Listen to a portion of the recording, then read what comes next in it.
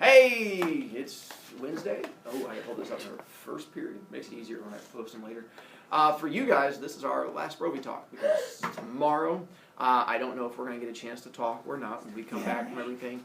If we do, then I'll throw in, and tomorrow what it'll be is a lot of it is random questions. I'll be like, so what's in your head? This is your last time to talk to me. And you guys are like, and then things come up, or you just all stare at me and blink. And then I'm like, one day I had a puppy. And so we'll just sort of go from there, and it just depends. And then tomorrow's really random from class period to class period. And I just sort of jump around on that point. To finish out, sort of to close out yesterday's, I got to where with it? You just got arrested for beer. I got arrested. So yeah, you were marveling over the handholds in the car. Yeah. Okay, so I can jump. I cut out into there. Then to give you sort of the quickie sort of summary of this one. This one also doesn't bother me as much. It's the one that I got arrested when I was 14 that sort of hurts the most because that was the one where I made the biggest poor choice. On this one, even though I did get arrested for alcohol, I didn't really feel I did something wrong. Once again, I did something stupid, which was trying to be nice to a friend. That's why you should never be nice to other people, because all it did was come back and haunt me.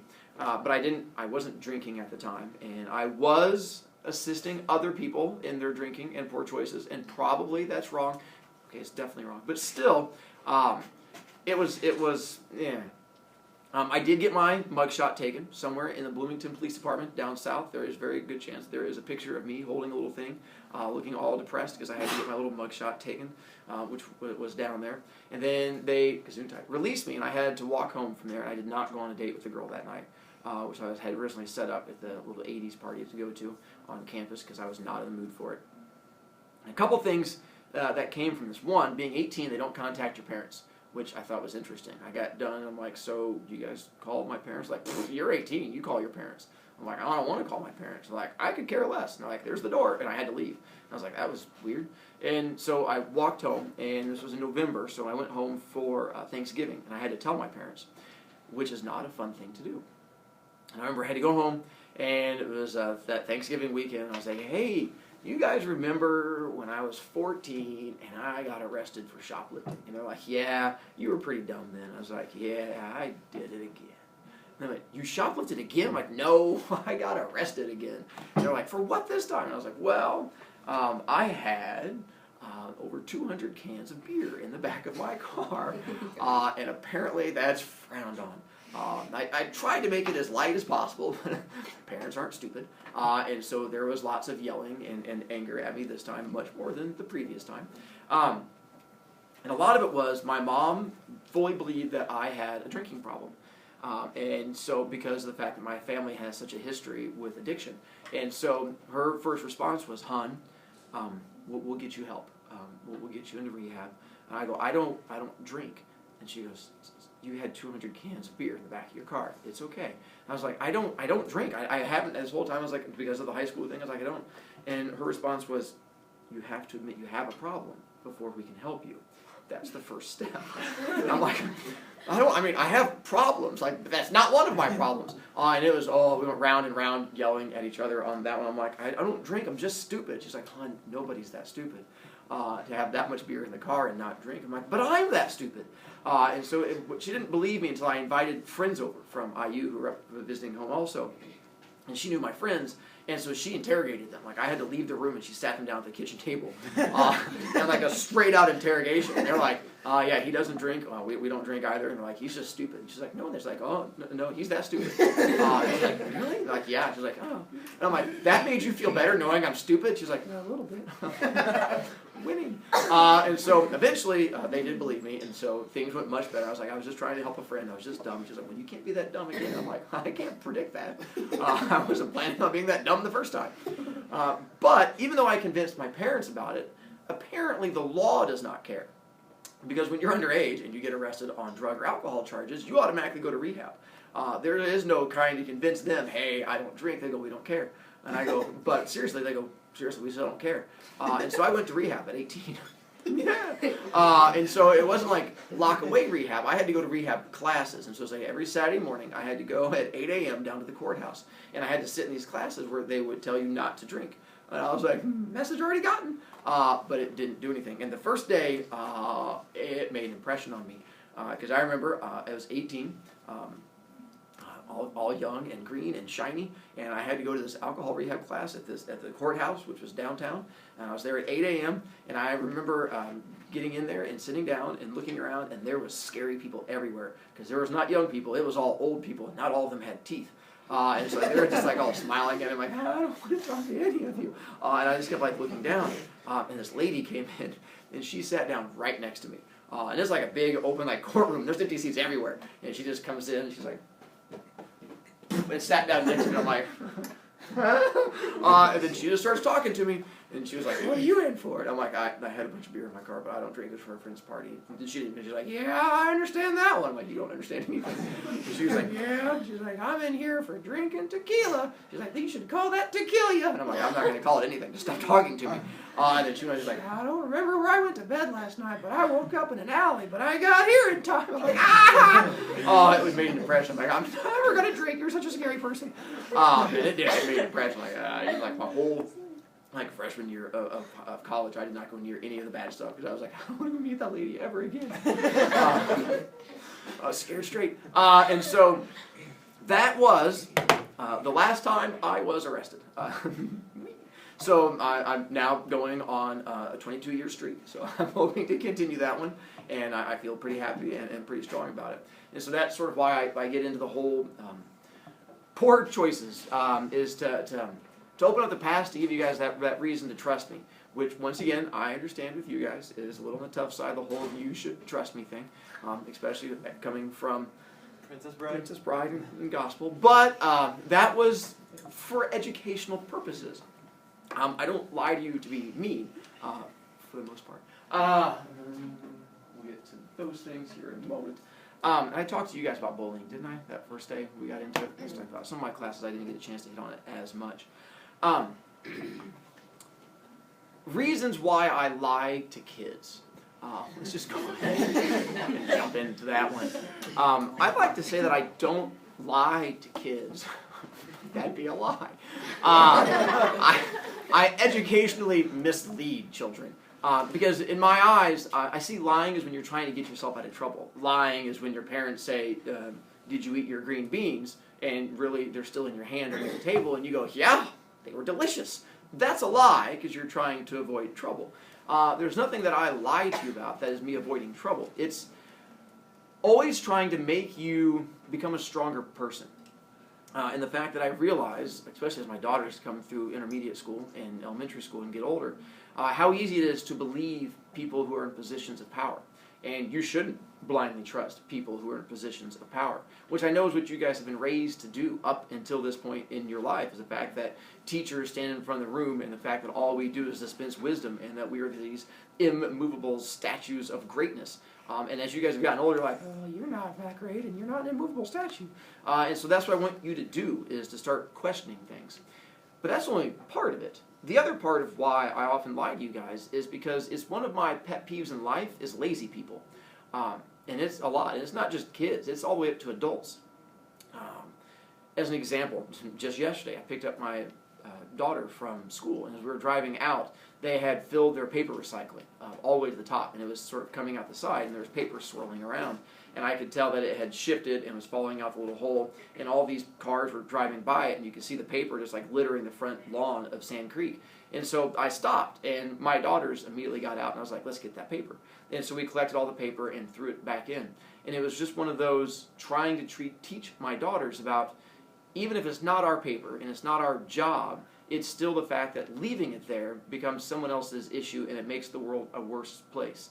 And so when I lie to you, it was usually because you were being lazy in some way. And you are going to keep making poor choices until someone forces you to stop making poor choices. It's the human body's natural way of doing things. It's easy to make some of those lazy choices. It's work to not be lazy. And so when you guys would come in and ask me about homework, I would lie to you. And you guys would ask me about B points when they're written right there on the wall, I would lie to you because your response was always like, "It's way over there, and I don't want to walk that far." All I hear is, "I'm so lazy. Can you torture me to make me a better person?" So almost every time I lied to you, it was connected to that. except with Gospel and Princess Bride. On that one, that was not because you were lazy. That one was, one of the drawbacks to school is the fact that there's not that wonderment that you get when you're in elementary school a lot of times, when you get to first experience something, and it's this joy of getting into it. It's so much where it's just knowledge spitted at you. Spit, whatever, at you, and you guys just accept it, and it sort of takes that joy out of school. And this was my way of sort of finding that way of putting joy back into it. Because you don't rage for the right reasons at school often enough. Where you get not angry because you got homework or angry because some kid was talking about you behind your back, but angry about the actual stuff that happened in the classroom, where you got emotionally invested in it and you were excited about it. And that's what I do with Gospel and I do with Princess Bride. Because I know moving forward, as you go through 8th grade and you go through high school, it doesn't really happen anymore. The teachers stopped trying to do it. So I tried to give you one last little roller coaster ride of fun in your education. And I know at this moment, well actually at that moment, the last thing you were thinking was, wee, this is fun. You were thinking, wee, I'm going to stab that man so many times. But when you go on from here and you get through 8th grade and you get to high school, it becomes a thing that you look back on. And you will look back, and I know this because of my past kids who come back and still rage at me, because some of them had the same anger issues that you did and still unleash that anger upon me to this day. You don't have those things that happen later. And so it's my way of trying to give that to you. When I first started teaching years ago, I really did think English was what I was teaching. And I focused really strongly on just trying to teach English. Because that's what they teach you when you're in college, is that you get your subject area, and that is what you use to teach kids. But it's not. It took a couple years for it to get there for me. And I've mentioned this to you guys throughout the year, but I don't teach English. English is what happens in the classroom, but I focus a lot more on the other parts of your life, because that's what junior high is. Unless you're in some of the really high advanced math or science, you're not really learning a lot of a whole bunch of new stuff in junior high. A lot of what junior high is sort of refining your knowledge as you guys get ready to go into high school. And a lot of high school will be the same stuff, especially English-wise. English-wise, there's not a whole lot of new stuff to teach you. It's just a matter of practicing your skills. So what I try to do while you're in my room is to make you better people. And that's what I focus on, is making you a better person. That's why I make you stand up in the classroom. It's why I have my slow kid area. It's why I have my hallway. It's why I have all those little things that I do. They're not to torture you. They're not to be mean to you. It's to make you a better person. And I know it doesn't seem like that at the time that I'm making you a better person. It seems like I'm being petty and that I'm being mean and I'm picking on you. But it's not. And the reason being is that laziness and the poor choices don't change. You will continue to be lazy, and you will continue to make poor choices until something impacts you and makes you change in some way. And for many of you, you've gotten complacent, happy. You accept those poor choices. You accept where you are. And I don't want to accept that for you. So you need something to make you uncomfortable, something to make you unhappy, because that's what's going to make you stop making those poor choices. Me making you stand is to make you unhappy, is to make you uncomfortable, because that makes you stop making those poor choices. Making you sit in my slow kids section, where you don't get to turn and interact with the class, where you don't get to talk to the other kids, where you don't get those same things, it serves one purpose, is to make you be unhappy, to make you turn stuff in. Because if not, you'll become complacent. Because what I've realized over the years is that too many kids don't have a person at home yelling at them, which is what you want. And I know it doesn't seem to be what you want. You know kids who don't have a parent that yells at them at home. They can get away with whatever they want. They don't have to do homework, and the parents don't yell at them. They can stay out whenever they want. They get the stuff that they want. And it seems like a perfect life. It seems like the life that any kid would want. But it's not. What you want is you want an adult who says you can do better, who pushes you and says what you're doing now is not acceptable. What you're doing now is not your best work, and I see better in you. And I have a lot of kids who don't have that. And it took me a long time as a teacher to figure that out. One of the quotes I put up behind me is the one in the middle. If the kids come to us from a good home life, it's great. But if they don't come to us from a good home life, it makes our job more important. And I assumed every kid in my school when I started teaching came from a good home life, but they don't. And the tricky thing about a good home life is you can't see it. People hide it, and it's not something you know is there, because the tougher a kid's home life is, the less they want other people to know about it. And so it takes me a while sometimes to figure out when a kid has the bad home life. And when I mean a bad home life, it manifests in many different forms.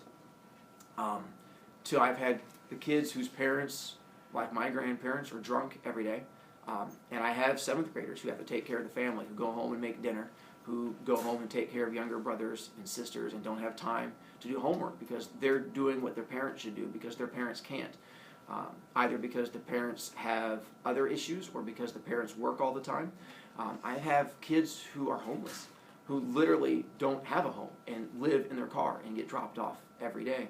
I have kids whose parents are divorcing or are divorced and fight nonstop, who put the kids in the middle. Kids who go home and whose parents yell at them for everything and for anything. That's not what kids should have. When you're 13, what you should have, what your home life should be, is you go home and you have 2 parents who are there who tell you they love you and tell you you did a good job today and that they expect you to keep doing a good job and the fact that they'll be there to support you. But a lot of kids don't have that. A lot of kids don't have any adult in their life when they get home who tells them that they love them and that they support them and that they expect better. When you see kids who make poor choices at school, those kids who get in trouble, whether it be the not doing of homework, whether it be the kids who are getting sent down to the office, the kids who are getting yelled at, oftentimes it's because that's what's going on at home. They don't have that person telling them, I expect better from you. So for many kids, I've become that person in their life. And it took me a while to understand that was the role that I had to play for them. That the role in their life was to be the person that said, I expect better for you. I'm not going to accept your failure, which is why I have very few kids who fail my class, because I don't accept you not turning stuff in. It's why I don't let you just sit in my class doing nothing. If you do nothing for me, I'm either going to make you stand or sit to the side, or I'm going to find some way to put pressure on you. And it put a lot of pressure on me when I first realized that was what was going on.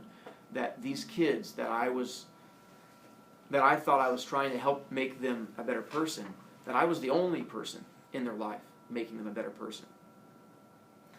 And this is where it hits kids in 2 different ways when they hear me talk about this. Because you're in one of 2 places. You're either A, that kid that has that home life, and you understand that I'm talking about you, and it hits home for you, because that world I described is the one that you go home to.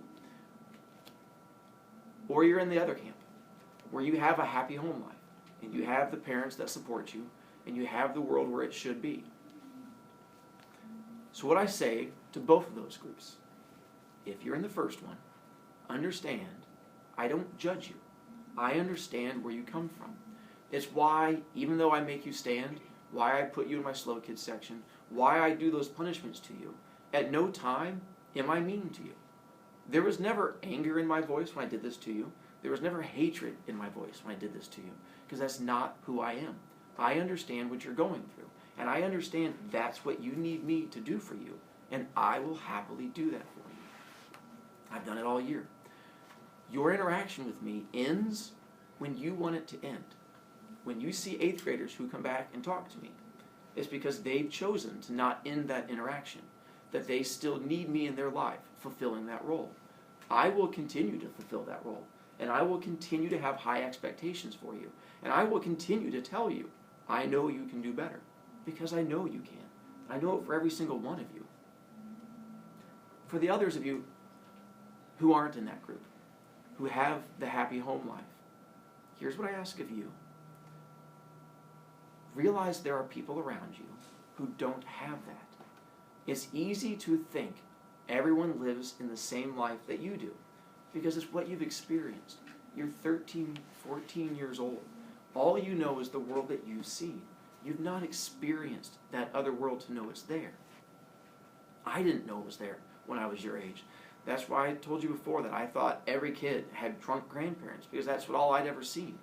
If all you've ever seen is a family at home that supports you and you don't understand why this other kid can be so angry at school and can unleash so much fury and not do their work and be so angry, understand that you don't know what's going on in their world. All I ask of you is to understand before you judge.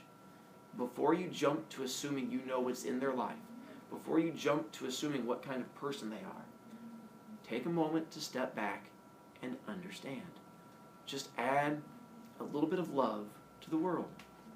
Which I know sounds weird coming from me, but that's what I ask of you. Other things, try to get more upbeat from there. That's one of those areas where it can hit a little tough. Because I know throughout this year, some of you guys talk to me and some of you don't. A lot of it is just experience. 17 years of doing this and having kids come in and talk to me, I see signs. I know things to look for. I can tell now that I couldn't tell years ago when kids are going through those hard times. Which is why a lot of times I try to make exceptions for some of you. That I will do what I can to try and make things a little bit easier for you. And you didn't have to tell me when there were problems for me to still try to help you out. I'm a happy person. It's something I worked very hard to do, is to be a happy person, because I was not a happy person as a kid, very much so. My parents, well, my blood father and my mom divorced when I was young, so I don't count that, but my stepfather, who I considered my real dad, and my mom divorced when I was 16, on my 16th birthday. I remember I came home and got my driver's license, and I remember telling them, and they said, well, we have news, we're getting a divorce. And I was like, I'll give back my driver's license. I thought it was like a condition thing. I was like, you're that scared about me driving. But it wasn't. My parents were the people that hid their fighting. I know some of you have parents who will fight in front of you and yell in front of you, and you'll see the screaming. And my parents didn't do that. They loved my brother and I. And so all of their fighting was hidden. And it went from one day me thinking my parents loved each other to the very next day finding out that they didn't and they were separating. And it destroyed my world. And I became a very, very angry kid at 16. And I unleashed fury on people. It was a version of myself that I don't like. I didn't do my homework. I yelled at kids whenever I got the chance. Not the person that I should be. And I remember the person I took it out on the most was my younger brother, who I love more than anything in the world. But he was in my house, and he was around me, and I needed somewhere to let that anger out. Because when you're young, you can't contain anger and hatred and pain. It has to come out. It's just nature. And so I unleashed it on my younger brother. And I remember one day, he didn't do anything, but I was in a bad mood, and he borrowed something. And I remember yelling at him and not stopping until I made him cry. Because I wanted to see him cry, and I wanted to see the pain in his eyes. And then afterwards, how bad I felt from that, and realizing that was not who I was. And it got me on a path to change. And it was, I'd spent a lot of my junior high years trying to be popular. A lot. It's all I tried to do throughout all my junior high years. I played football because I thought that's what the popular kids did. I wrestled because it's what the popular kids did. I wore the clothes that popular kids did. And I spent a long time trying to be popular because I thought that would solve everything. And it didn't. It led to more misery and heartache, and I lost friends. And I remember I had a good friend, John Montgomery, who I thought was not on the path to popularity because he was happy with who he was. And I thought that was weird. And I remember one day him calling to hang out, and I had my brother answer the phone. And instead of hanging out with him, I had my brother tell him that I was busy. And I remember the hurt look in my brother's eye when I made him lie for me because I didn't want to hang out with this kid. Because I didn't think he would help me become more popular. And I only wanted to hang out with the popular kids. And so I made these choices I did not like. And I remember one day on the bus, and I was the kid that was quiet a lot of times, and I listened to other kids talk. Because the popular kids weren't paying attention to me anyway, so I could sit in the background, and I could listen to them, I could study them like a scientist. And if I could figure out what they did that made them cool, then I could do it too. And I remember on the bus, I would sit quietly and listen to the kids around me talk, so that I could figure out how to emulate them and be like them. And there was one day, and it's another one of those moments that sits with me. It was shortly after I got arrested, so I was into freshman year, beginning of sophomore year, and I was still trying to be popular there for a while.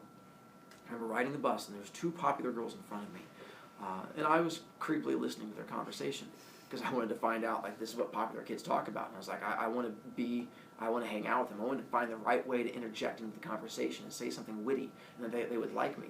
And so I was listening to them talk, and they weren't saying nice things. They were being mean to other people, and they were catty. And I remember the more I listened to them, it hit me that I didn't like these people, that they weren't good people. And I started thinking about all these other kids I was spending all my time trying to hang out with. And I was like, they're not good people either. I don't like any of these kids I'm trying to spend all my time being with. And it was an epiphany.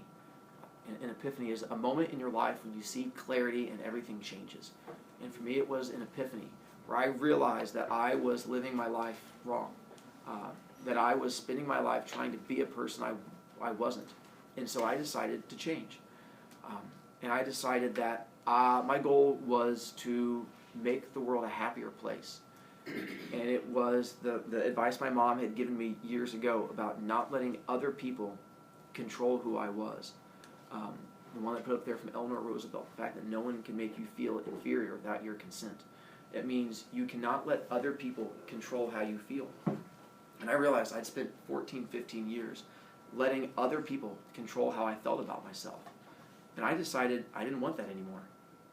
And so I changed how I viewed the world. And I decided that I was only going to care about the few people that were important to me. And they were going to be the ones that I let shape my world. And so I created for myself a personality where I was going to be outgoing, and I was going to smile all the time, and I wasn't going to let what other people say hurt me. And so it's the personality I took into teaching, because in real life, the person you guys see in the front of the room is not my personality. I'm the shy, quiet kid that sits in the back of the room and doesn't talk to anybody. I'm the one that would happily sit and read a book. But the problem is, in the world, that doesn't get you farther. The people who get farther in this world are the ones who are outgoing, the ones who smile, the ones who people like. And so I made a choice to change how I interacted with everything. And I realized confidence is an illusion. You know people who seem confident, who seem like they know what's going on, who have a strong personality. And what you have to realize is it's an illusion.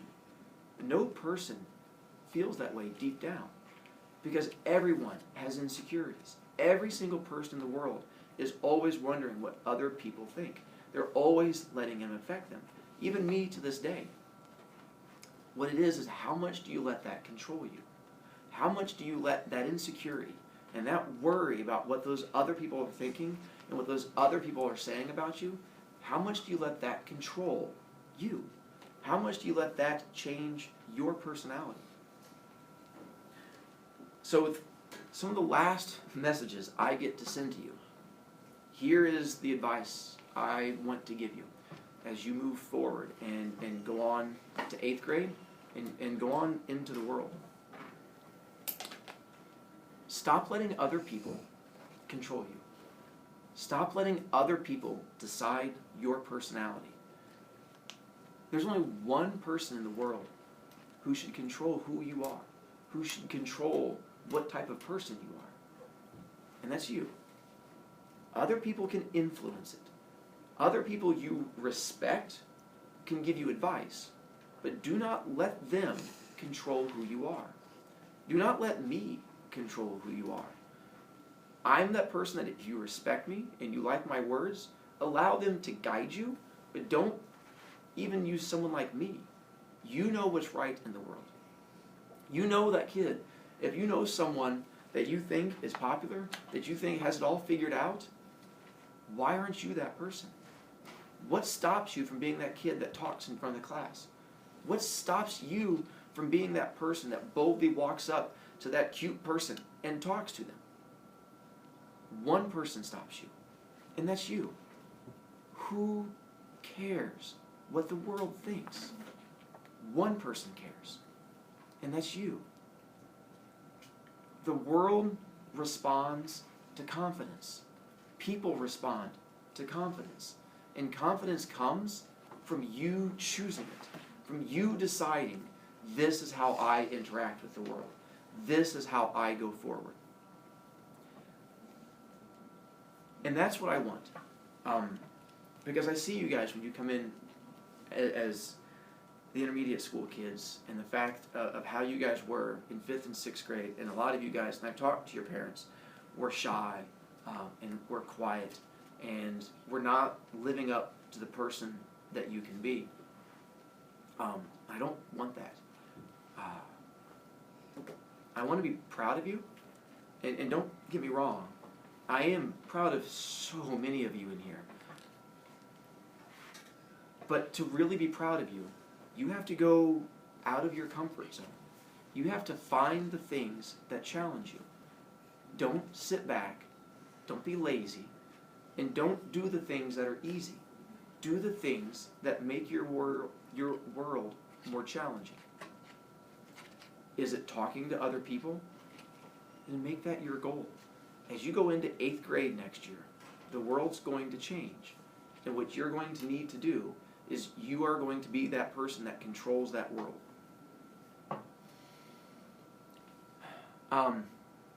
Sorry, I keep checking the clock because there's a whole other section I wanted to get into with you guys that I did not get a chance to get into. And it frustrates me. I will be recording my other classes, and part of it is talks I give to my advanced classes are different than talks I give to my regular classes, because there's different expectations for you, and how you guys are going to confront the world is different. But the problem is, at the same time, it's not. You're all 13, 14-year-old kids, and you all have problems in your life. You all have home life issues. What's going to happen here in the next year, your world's going to change more than I can explain to you. And if you're not friends with older kids or friends with 8th graders, can just put it over there. What happens in the next year is, you can just have a seat over there. Kids are going to start making more poor choices than you've ever seen before. Drugs are going to become a part of your life, whether you like it or not, in the next year to year and a half. And I don't mean necessarily you are going to start doing drugs, but the fact that you are going to be aware of it. The fact that as of now, many of you are not aware that there's drugs at our school, that we have kids who come to our school high, who come to our school drunk, who make those choices. And they exist, and they're here. And as you guys get to 8th grade, you're going to become more and more aware of that. And it is the summer between 7th and 8th grade is when things change. From all of these high schoolers who come back to talk to me, I realized that's why I had to talk now, was because 8th grade is where your life is going to really start to change. It's where you're going to start to see these things that you've heard me talk about, that you're going to start realizing these other kids are around you. You will become aware of them. And for a lot of you, it's going to be more than you're willing, more than you're ready to handle. And when you see these high schoolers who come back to talk to me, the reason is, for a lot of kids, I'm a person that doesn't judge, and talking to me helps. Talking to someone helps in life. Being able to go to that person and being able to open up makes life easier on you. And a lot of kids don't have someone to talk to because they don't have a parent, because the parent is the problem. They don't have friends because friends can be the problem. And they don't have a person that they can talk to that will not judge them and that will understand. And that's what I offer to you, is that regardless of what you think our relationship was this year, whether you were that kid that you think I yelled at a lot, or whether you were that kid that you thought you and I never interacted, trust me, you're here for me. And I will always talk to you. I will always respond to your messages. I will always reply to your emails if you email me. If you want to come talk, my door is always open. Your interaction with me, your relationship with me stops when you want it to stop. I will never turn you away if you need a person to come talk to. And not every kid even needs to come talk. Sometimes it's just knowing that a person is there makes the difference. So as you guys go on to 8th grade and you go on to high school, that's what I send to you. Be confident, don't judge, and know if you need me. I'm here. See? We got through it. Take off. We're good. Yeah.